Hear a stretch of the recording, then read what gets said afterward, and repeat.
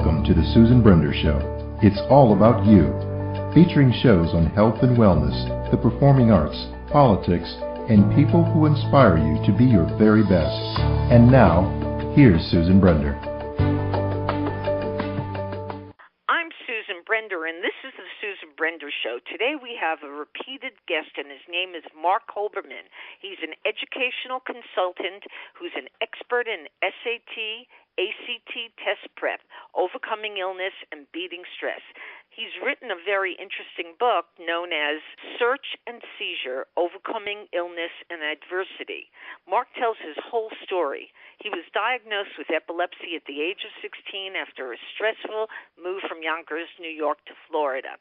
Now, we're going to talk all about his book in a moment, but I just want to tell the audience that Marc is now getting involved in a very interesting project. He calls it Lighting the Educational Flame. I want you, Marc, to give our audience a little bit of understanding and knowledge of what that is all about. So it's now yours. Go ahead. Thanks so much, Susan. Thanks so much also for having me back again. So Lighting the Educational Flame is very interesting. It's going to deal with all topics concerning education.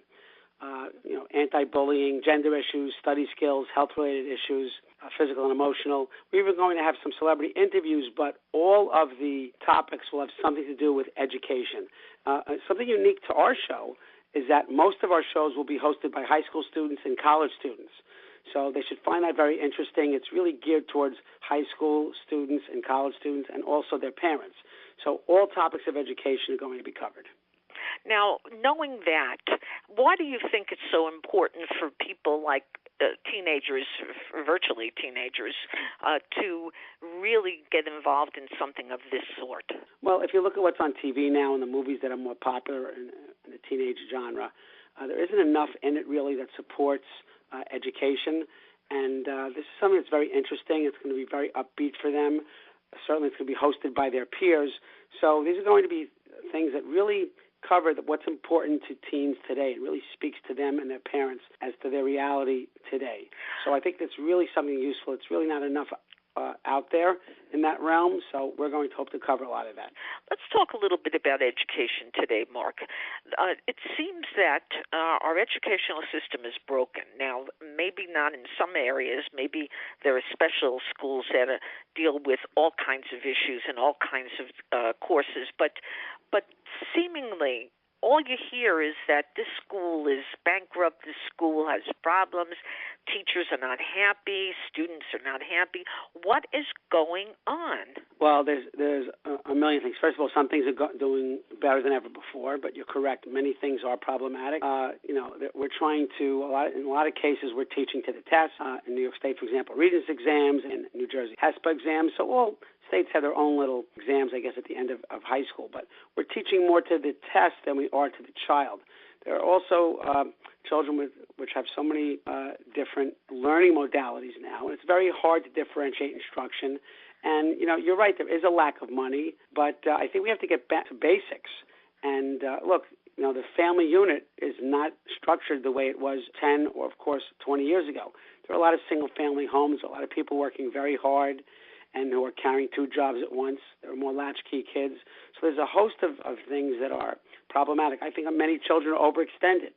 In my tutoring business, I know when I'm trying to tutor someone either online or even in person, it's so hard to schedule them now. It gets harder each year with soccer, band practice, all different things that they're doing, clubs that they're in, which is wonderful.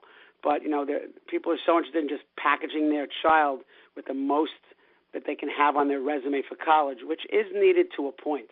But I think we're getting too far away from the rudimentary skills that are needed in education, and we need to get back to that in order to become successful again. Don't you think that technology has played a big part in this problematic kind of situation? Because now a kid can get on the computer, he could look up anything he wants to do or say or think. He can actually talk to the computer. He doesn't even need to input. Now, the computer could be a wonderful thing, and it certainly is because it gives you so much information, but isn't that overkill? Well, it's a double-edged sword. Technology used correctly can be amazing. I mean, I use it in my classroom. I use an app to remind my students of the homework. They don't see my cell number. I don't see theirs, but they get all the information. The computer is wonderful, too, but they really leaned on it too much. I mean, my own children, I never had a good sense of direction, but my own children, they're even worse because they use GPS so much. Even locally, without the GPS, they have no clue where they are. So it's difficult to find the correct balance. It has its place in education, but I always believe in things in addition to and not instead of. So technology is wonderful in addition to the rudimentary skills that I mentioned before, but it's taking the place a little too much now, and we need to find the balance. Okay.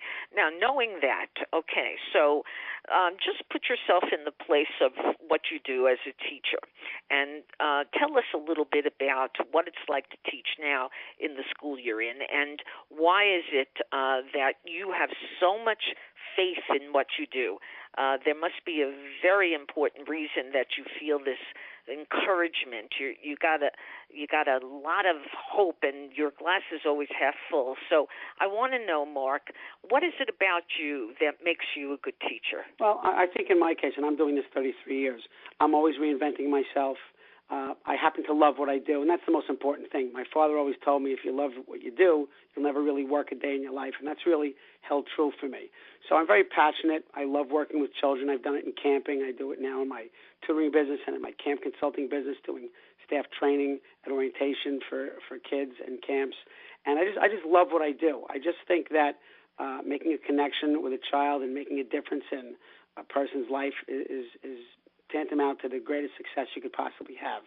So I do like some of the new things that come along. I don't like everything. I've been doing this for over 3 decades, so I've seen I've seen every flavor of the month curriculum that you can think of, and there's still more to come, unfortunately. But I think that kids, are the future, and I think that it's so exciting to work with them and see the light finally go off. So I think the love and passion I have for what I do initially is what makes me what I think is a strong educator. Now, having all that time that you've put in as a teacher, if somebody decides that they want to be a teacher, and is there anything that you would tell them that would allow them to become successful as a teacher? Because it's, as you said, it's a tough job, and people don't respect teachers as they did before. So what would you tell somebody who wants to go into teaching as a profession? I would tell them the truth that I feel is that I love it. I think it's a wonderful, wonderful profession, but you have to be all in. You can't be 80% want to do it. You have to be 100% that you want to do it. And you have to have patience because you're not just dealing with the students anymore. You're dealing with the parents. You're dealing with administration. You're dealing with testing. And there are many facets to education now. I think it's harder to be a teacher now, certainly, than when I started, and even harder now than it was 10 years ago. So it's a difficult job, but I can't think of too many more rewarding jobs. It might not be as financially rewarding as some other jobs, but emotionally rewarding, I can't think of anything that can top it. So if you love children, you love bringing information to people and helping them reach their potential, then this is the number one job to do. But you have to be in it 100%. If you want to take the ball into the end zone, you really have to be fully committed. Now, there are biases in the teaching field. Sometimes you hear stories that men are making more than women, and women are pretty smart. So is there a bias toward men being teachers? And if so, would you explain that to our audience, please? Sure. Well, I can only speak about public education. What you're talking about might be having a private sector, but in public education, it goes by, how many years you have in and your educational background, how many credits. So man or woman, it's a numbers game. It's how many years versus what step you're on. So I don't see the bias there. I do see places where the best person might not always get the job because an elementary school, for example, might say, you know what, we really have a lot of females here. Now we would like to really try to hire a stronger male figure for these kids. So that means if 10 people go for the job and 2 of them are men, if that's what they're looking for, the 20% of that job pool might have a better chance than those 80%. But that happens almost in any industry. I don't see, I can't speak for the private sector, but pretty much in the public domain of education, it works that way. So I don't really see that bias. But, by the same token, certain areas have to hire people who have either dual certification or speak two languages because, we're really finding so many more people from other countries coming in, certainly in my school district. So I don't really see that bias, but there's many other things in play here. Mm-hmm. Now, it seems that we have such a diverse population. For example, you mentioned we have Latinos in our schools today, and people are coming from all over the country, all over the world to study here. Now, that said, what are we going to do to make it so it's a very educational and very calm and very happy place to be for all of the kids that are entering school? I just, before you answer that, I'm thinking about the fact that many people today, when they think about teaching, they say, oh, my God, it's so hard, it's so difficult, we have all these discipline problems, we have trouble giving kids the opportunities that we would like to be able to offer them. Why do you think that teachers and parents and school kids are causing trouble in the schools? Why is that? Well, I could just give you my personal opinion on that. Is that it's to me, education is a triangle. You need the parents, you need the school, and you need the children. So the parents have to be supportive of what we do. The administration has to be supportive of what we do, and we have to be supportive of what we do. Sometimes teachers are their own worst enemy. It's a very difficult job, and I don't think that teamwork is where it needs to be. I think that, the family is a tremendous foundation and starting point and springboard to success in school, but I think we need to learn how to work together. And sometimes I find in certain meetings with either parents or different situations, it's more adversarial than it should be. And the end result is what's good for kids, what's going to help this child succeed. So if we work together, and I think we need a lot more staff development in certain things, in certain curriculum, in certain teaching modalities, certainly for the ENL, the English as a new language population, I think then we can succeed. But it really has to be, everybody has to be fully committed. Without all three of the triangle, the family, the school, and the child, him or herself, we're going to have a problem. Yeah. Okay, let's get back to lighting the educational flame. First of all, where did you come up with that name? Because everybody who I talk to, when I tell them that name, they say, "Oh, what a great name that is!" Where did you come up with that, and why lighting the educational flame? Well, it's so many different reasons why I chose that name. First of all, I want kids and parents and even educators to see the light, and I think that. I remember in college, I loved the fact that as a graduating senior, I went to SUNY Albany. We had to find someone who was an underclassman and light a candle and light their candle and pass the flame of knowledge to them.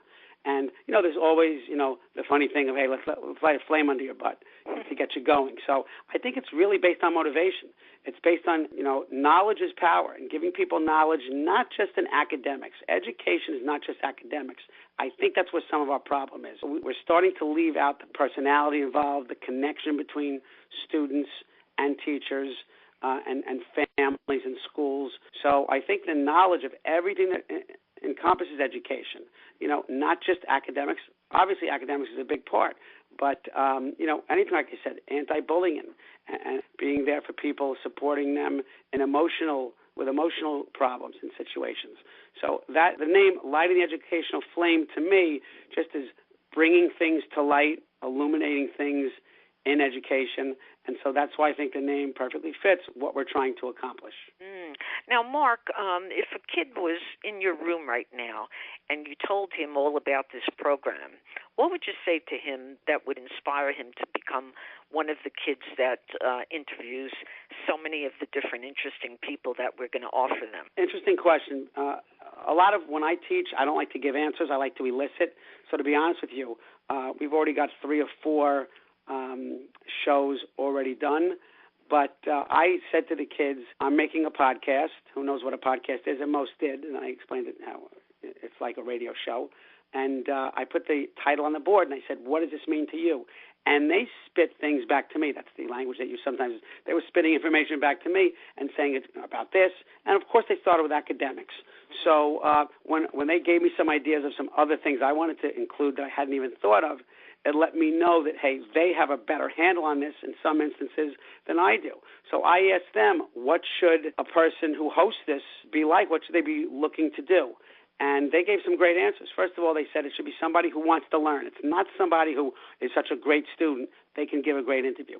It's people who are inquisitive, people who really want to know. You know, I help them and they help me create the questions for the guests because they know what people of their age want to find out. So, you know, I let them tell me pretty much what we're looking for in a guest host. And what we're looking for is somebody who really wants to improve and be in a better place tomorrow than they were today, and to have more knowledge and learn things in all different realms of anything that even taps the topic of education. So that's pretty much what they gave me, and that's pretty much what I'm instituting into the program. Well, today my guest has been Marc Hoberman.